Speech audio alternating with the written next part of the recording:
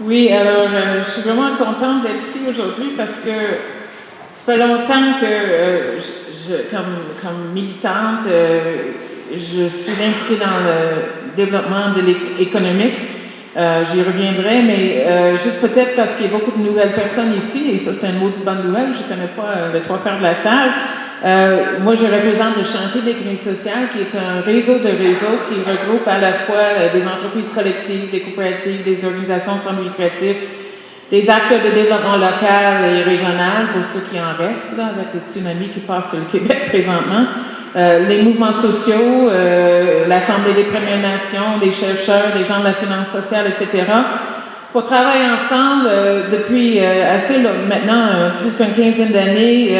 Au début, notre mission était de soutenir, promouvoir et soutenir le développement de l'économie sociale, donc des entreprises collectives.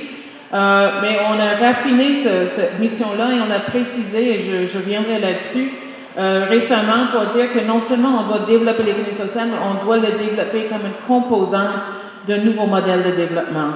Et donc, c'est évident, à partir du moment où on se place dans cette vision-là, tout le travail que vous faites, toute cette réflexion, une analyse au niveau micro, méso et macro de l'économie devient un élément absolument essentiel et je reviendrai à la fin de mes commentaires. C'est sûr, le problème qu'on soulève aujourd'hui, et d'autres ont donné l'historique sur le premier panel ce matin, ne date pas d'hier. Quelques anecdotes, parce que c'est l'avantage d'être gay, on peut parler des affaires il y a très longtemps. Moi, j'ai commencé en 83, après la crise, une des multiples crises avant, là, il y a eu une crise en 80, à travailler comme organisatrice communautaire dans le quartier Pointe-Saint-Charles, l'ancienne cœur industriel du Canada, qui est devenu le quartier le plus pauvre du pays à l'époque. Et on s'était dit comme militants dans les groupes communautaires que dans le fond, on n'arriverait jamais à répondre à l'ensemble des besoins sociaux des gens parce que c'est une spirale vers le bas parce qu'il y avait un problème de développement et qu'il y a un enjeu de création d'emplois et de développer l'économie au bénéfice de la population. Alors on a décidé de s'impliquer activement dans le développement économique. Évidemment, on s'est fait dire dans un premier temps qu'on était une gang de folles, parce que c'était des femmes, alors on était des folles, parce que c'était le début aussi de Reaganisme et de trickle-down effect. Nous, on était à 10 minutes du centre-ville et donc le discours c'était bon, ils vont créer la richesse et ça va percoler vers le bas. Et ça va pas couler, mais ça va.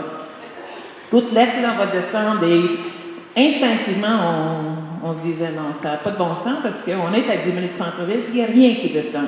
Alors, on s'est mobilisé, on a réussi, mais l'économie, on ne connaissait pas ça. Fait qu'on a dit, ben, on va se mobiliser. On a convaincu le gouvernement de nous donner un peu d'argent pour embaucher un économiste parce que lui allait nous donner des solutions. Alors, on a embauché un gars fraîchement diplômé, maîtrise de l'Université de Montréal en économiste. On a dit, OK, ben, faites-nous une stratégie, s'il vous plaît, pour faire du développement économique au bénéfice de la population. Non, pour lutter contre la pauvreté, évidemment, donc au bénéfice de la population pauvre. Écoute, il s'est cassé la tête, il a essayé de mettre toutes ses théories, et finalement, il est revenu avec la solution. Il dit, je sais comment se débarrasser de la pauvreté à Pointe-Saint-Charles. On était contents. Il dit, regarde, fermez les usines, transformez-les en condos, les pauvres pourront plus payer les loyers, ils vont partir, vous allez vous débarrasser de la pauvreté en vous débarrassant des pauvres. On l'a congédié. Et on s'est assis entre nous pour essayer de développer notre stratégie économique. Alors, ça donne un exemple de d'où on part, d'où on est parti à l'époque et comment on devait, moi avec mon bac en littérature, imaginer être créatif dans la vision de l'économie. Une autre histoire, elle n'est pas ici pour la raconter, c'est notre collègue Margie Mendel, malheureusement, elle ne peut pas être ici avec nous, qui est une économiste poloniste à la tête de l'Institut. Puis quand elle a commencé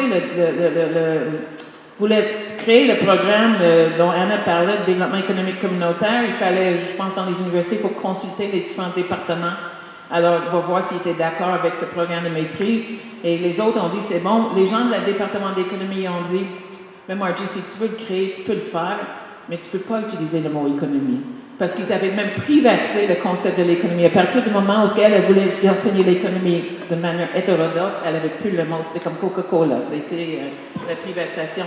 tout ça pour dire, c'est pour ça que quand on part d'où on part, on regarde d'où on part, où ce qu'on a aujourd'hui, c'est vrai qu'on a énormément de choses encore à faire, puis je reviendrai, mais je pense quand même qu'il faut mesurer qu'on soit autant de monde dans cette salle pour discuter cette question-là. Il y a quand même un petit peu de cheminement qui est fait.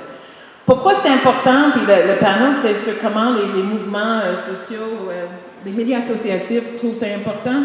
Pour moi, je pense qu'il faut se le dire, puis bon, Christian, il l'a dit un peu, c'est que notre absence de vision économique, de maîtrise et de vision de quel est le modèle de développement économique qu'on souhaite construire ensemble est le talon d'Achille, je pense, des forces progressistes au Québec et ailleurs depuis de nombreuses années. Et ça pour plusieurs raisons.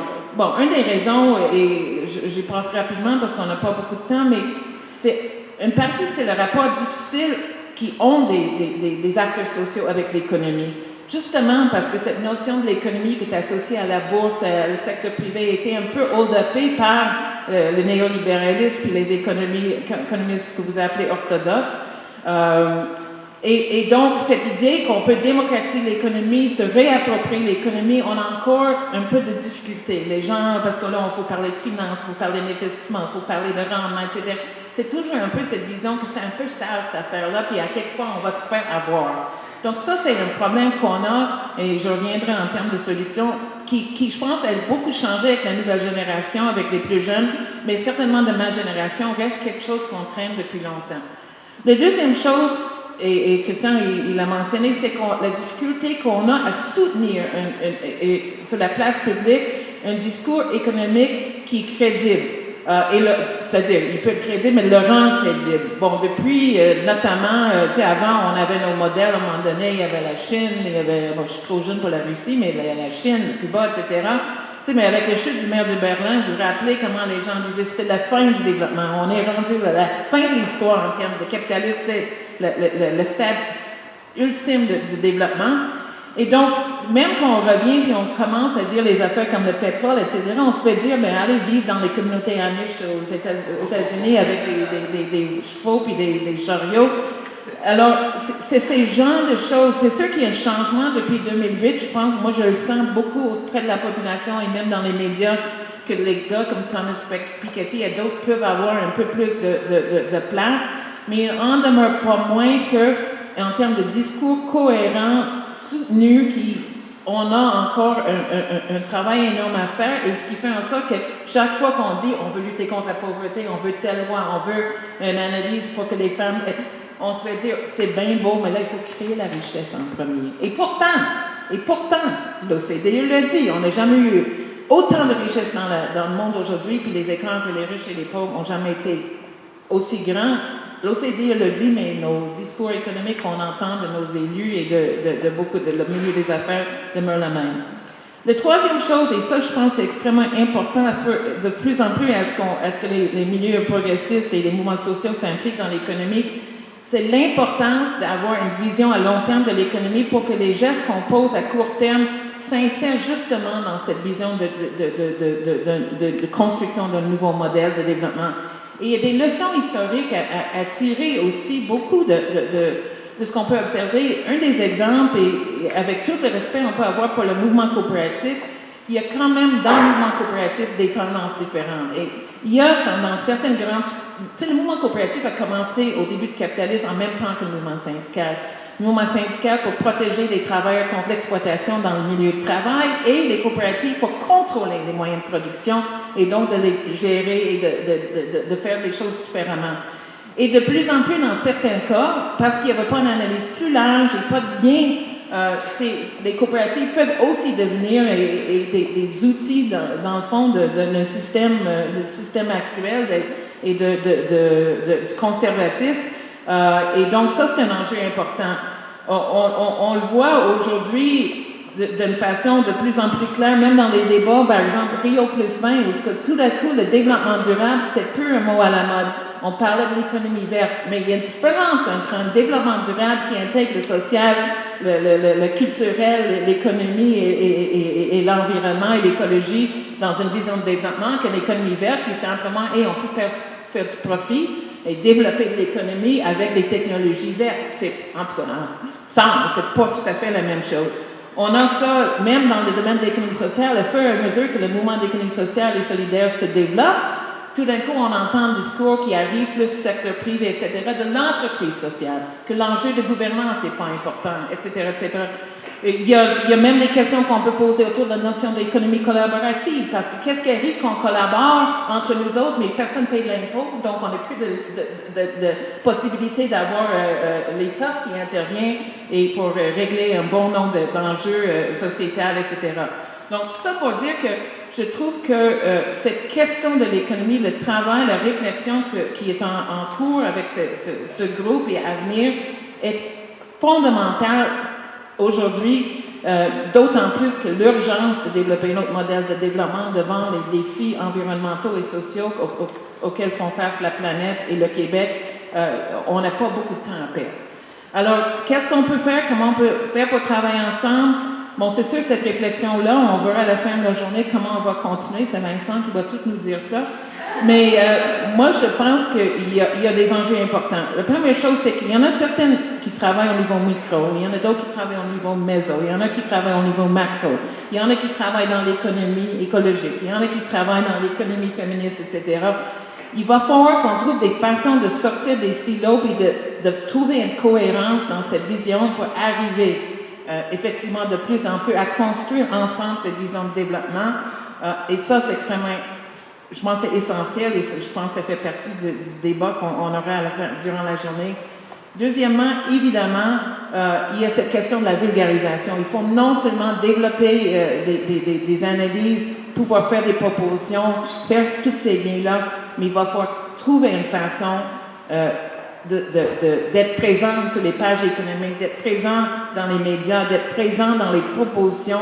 Et je pense qu'on a progressé quand même là-dessus. Tu sais, juste l'IRIS, c'est un bon exemple. On fêtait 15 ans d'IRIS, où est-ce que vous étiez il y a 30 ans, là, je vous vous autres à ce moment-là. Mais tout ça pour dire que je pense qu'on avance. En tout cas, ici, je peux dire qu'un rêve que j'aurais un jour, c'est que vous arrêtez de vous appeler des économistes hétérodoxes, parce que je trouve que la vraie économie, c'est ce que vous proposez. Et ça, cette terminologie, je le comprends, mais ça m'irrite en même temps, parce qu'il ne faut pas se définir sur les marges, parce qu'on a beaucoup plus raison que ceux qui s'appellent des économistes hétérodoxes. Et deuxièmement, c'est qu'on a plus de femmes. Tu sais, je dis souvent, l'origine du mot économie, c'est un mot grec, l'ordre dans la maison. Et quand les femmes... Je sais que vous êtes bons, les gars, vous êtes des hommes roses et tout ça, mais on le sait que quand les femmes s'en occupent pas, il va toujours avoir des blanchisseurs, puis de la poussière dans l'écran. Alors, je pense qu'on a travaillé ensemble. Et hier, j'étais avec Henry Mintzberg, qui est quand même une sommité un peu au niveau de la gestion, puis il est arrivé dans le colloque aux États-Unis, puis il dit, c'est incroyable. Le vocabulaire, je pense que j'ai sorti 12 nouvelles terminologies, le capitalisme humain, le capitalisme vert. Alors, il dit, tout le monde veut réformer le capitalisme. Il dit, moi, je veux régler les problèmes de la société. Je pense que c'est de ça qu'il faut parler. Alors, bon travail, puis j'ai hâte qu'on avance ensemble. Merci.